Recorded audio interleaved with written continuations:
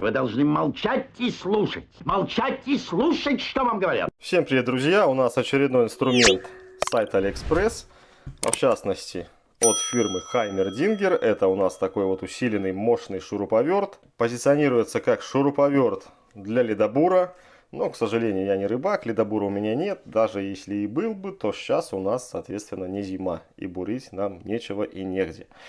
Вот, инструментом я попользовался. Он у меня уже такой, видите, нечистый, грязноватый. И скажу, друзья, вам, что это просто шикарная вещь. Вот. Многие, вернее, немногие люди писали мне под обзором гайковерта, что ты продажный, тебе платят деньги, чтобы ты как-то впихивал людям вот эту вот хрень. Просто смешно, сами подумайте, как я могу в прямом, грубо говоря, там эфире обмануть динамометрический ключ. Гайковерт по сей день работает просто шикарно и отлично, почти не выпускаю я его из рук. Каждый день что-то надо крутить. Поэтому, ребята, считайте меня продажным, непродажным. Я купил, показал, продемонстрировал, а дальше ваше дело, покупать, не покупать, я ж весь не заставляю. Все, поехали дальше. Значит, давайте первым делом я покажу, как приехал шуруповерт. Вот, как всегда, в такой вот пене. То есть вспененный полиэтилен. Все шикарно, отлично. Есть у нас, видите, юзер-мануал. И все такие вот дела.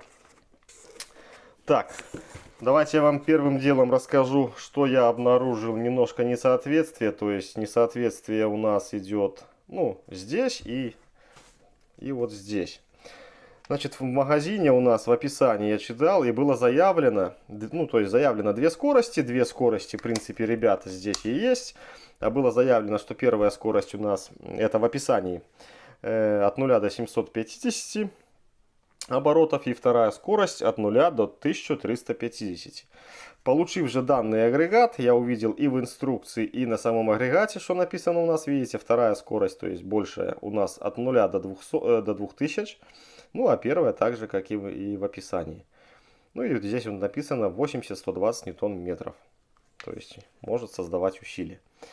Вот. И, конечно же, имея лазерный тахометр, мы с вами все это дело и проверим. Но перед этим давайте мы это все дело взвесим и посмотрим, сколько же у нас весит наш инструмент. То есть, без аккумулятора.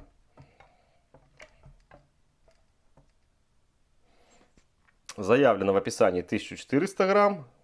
Имеем на самом деле 1444 грамма. Ну и давайте с аккумулятором. Ставим. И получаем практически 2 килограмма 300 грамм. То есть штуковина увесистая. День поработаете на этом аккумуляторе, устанет рука. Крутить, если что-то мельче надо, советую аккумулятор поменьше использовать. Иначе очень такая увесистая штуковина. Так, зачем же я снял аккумулятор? Значит, ребята, проверяем скорости. Для этого я подготовил такую вот головку с переходником. Наклеил отражайку. И будем смотреть с вами скорости заявленные. Все, патрончик мы установили. Итак, это у нас вторая скорость. Переключаем на первую, на низкую. Кстати, очень удобная вещь, смотрите.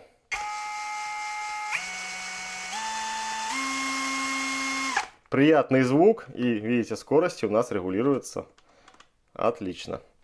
Так, все, включаем наш тахометр и погнали.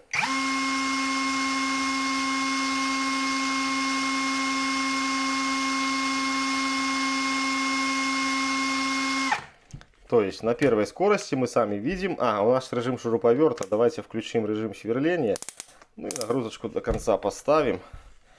Еще раз меряем.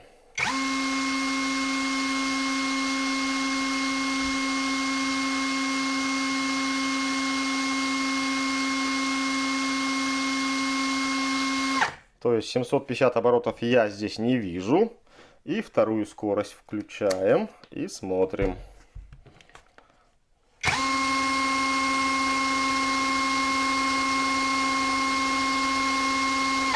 1170 оборотов, друзья. Вот, поэтому немножко с описанием не пляшет. Либо, друзья, я что-то не так понял, не так перевел. Если вы в курсе, то, пожалуйста, пишите. Ну, давайте на второй скорости проверим вот этот вот курок. Как он у нас работает, какие скорости, как меняется.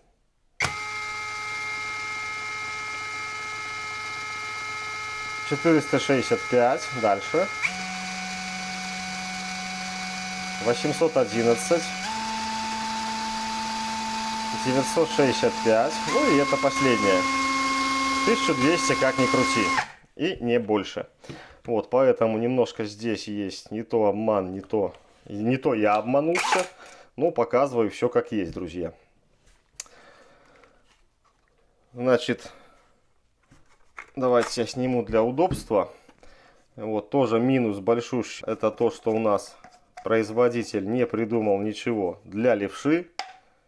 Нет резьбы, как левше крутить. Объясните мне. Вот это есть большущий, на мой взгляд, минус.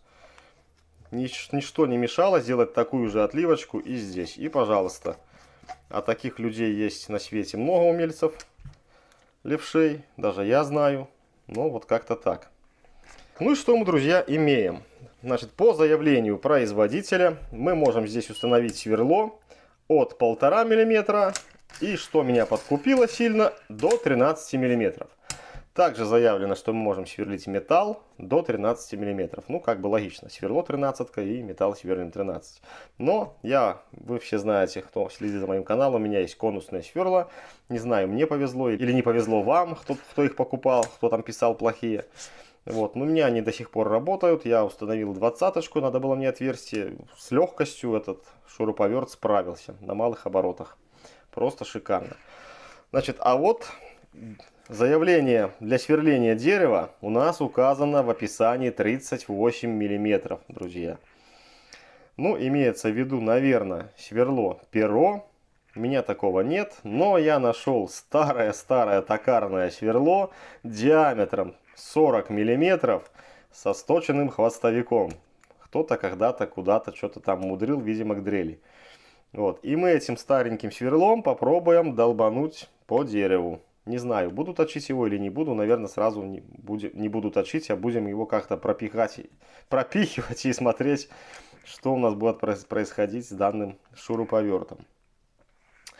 Что касаемо бетона, то есть сверлим с ударом, переключаем сюда, сверлим бетон.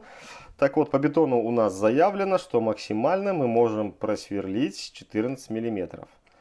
Ну, я не знаю, друзья, у меня таких сверл нет. И для таких толстых, вернее, больших диаметров я пользуюсь перфоратором.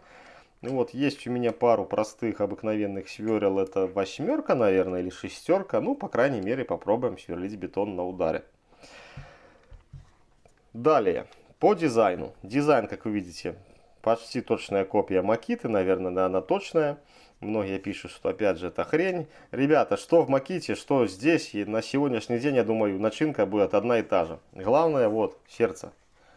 Чем лучше аккумулятор, тем лучше работает инструмент. А переплачивать там за эту наклейку Makita или Bosch там, ну вы как хотите. Конечно, есть там профессионалы, которые должно быть только Bosch. А этот Bosch, как меня друг купил перфоратор, на завтра нафиг загорел. Вот вам и Bosch. Вот. И вот эти вот все вставки резиновые просто обалденно. Особенно здесь вот она такими какими-то пупырками ложится в руку, и ты его с этой руки уже никак не вырвешь. Тоже классно все сделано, исполнено. Большим, ребята, плюсом тоже в этом шуруповерте, у меня в Bosch нету, является это фонарик. Поработали, он секунд там 8, наверное, горит, около 10, подсвечивает. Отлично подсвечивает. Приходилось мне сверлить там, саморезы загонять в комнате с отключенным электричеством. То есть, ну, у меня был, конечно, налобный фонарик, но вот эта вот лампочка отлично подсвечивает рабочую зону. Немножко есть тень от патрона, конечно, но в принципе все видно, куда и как крутить. Плюс для меня это то, что у нас есть такие вот мелкие усилия. Допустим, 1-2. Допустим, в моем Bosch такой мелочи как бы и нет. Приходилось мне крутить, вы все знаете, доборы дверные. Они сделаны из прессованной бумаги, грубо говоря, из пресс-кордона. Толщина у них там порядка 8 мм. И мне нужно было закрутить маленькие саморезики, то есть прикрутить уголки для того, чтобы закрыть откатную дверь и повесить карниз. Вот. И своим бошем я никак не успевал остановиться, и просто в этом кордоне нафиг эти саморезы проворачивались. А вот здесь я настроил, по-моему, на 3 или на 4 усилия. Все отлично заворачивается, останавливается, ну просто шикарно. Так, далее что мы имеем? Мы имеем индикацию заряда. И вот у нас горит зарядка. Здесь какая-то чувствуется есть кнопка, но я так понимаю, друзья, это просто отливка, и там пустышка, и там ничего нет, потому как ничего ни в каком режиме не переключается, не нажимается. Так, что еще не рассказал? Вроде бы, друзья, все. Теперь давайте пойдем, попробуем что-нибудь там долбануть и просверлить. Ну что, ребята, приступаем к тестам. Значит, первым делом установим биту.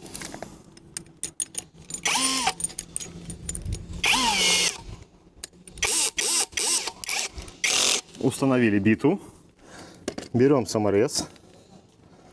Саморез у нас так 4 миллиметра. Куда ж ты убежал-то? И длиной 70. И будем, друзья, крутить в березовую колодку, очень сухую. Вы сами знаете, что такое береза. Давайте усилие поставим. Давайте 10 для начала, посмотрим, как себя поведет. Значит, крутим не в середину, а крутим вот сюда где-то. Здесь у нас самое крепкое место. Ну что, погнали. На 10 у нас сработала трещотка. Давайте 14. Сработка. 16. Все, до конца. До конца. Ну что, откручиваем. А вот, что я говорил про березу. Хватает как зубами. 16, 18. Пошло. Вот это, ребята, работает Ух ты, береза. Ну что, далее. Меняем инструмент. Есть у меня такое, друзья, сверло на 8 по бетону под стандартную дрель. То есть как раз для нашего случая. Зажимаем, ставим на удар. И вот этот кусок камня, друзья, это дорожный борт, не ручная заливка, заводская пропарка. Я думаю, вы сами знаете, что это такое. Понеслись. Так, скорость увеличиваем. Погнали.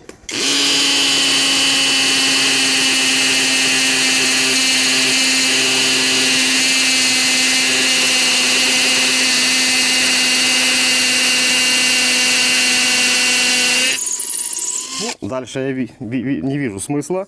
Давайте, знаете, что попробуем? Давайте попробуем камень. Вот такой вот камень, ребята. И пробуем камень.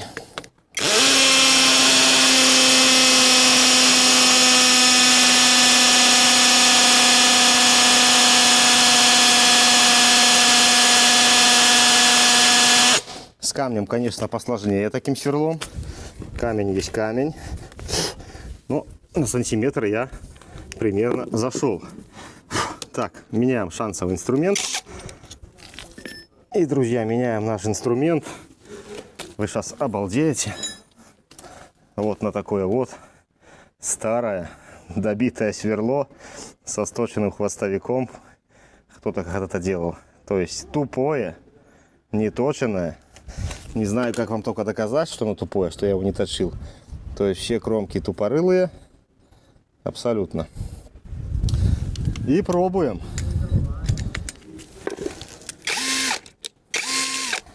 Пробуем, ребята. Ух ты, ух, печется. Вот так. Ставим на сверление. Блин. На сверление. И скорость поменьше сделаем. Дерево, ребята, сухое, но живое, не старое. Смотрим, что у нас получится. Так, наступлю ногой. Мало ли что.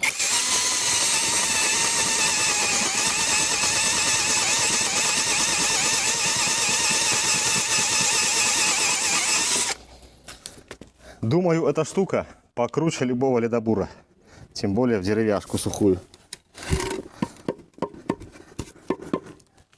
И вот наш результат. Сороковка. Сороковка, друзья, сверло. Давайте я померяю. И покажу вам. То есть машинка просто зверюга.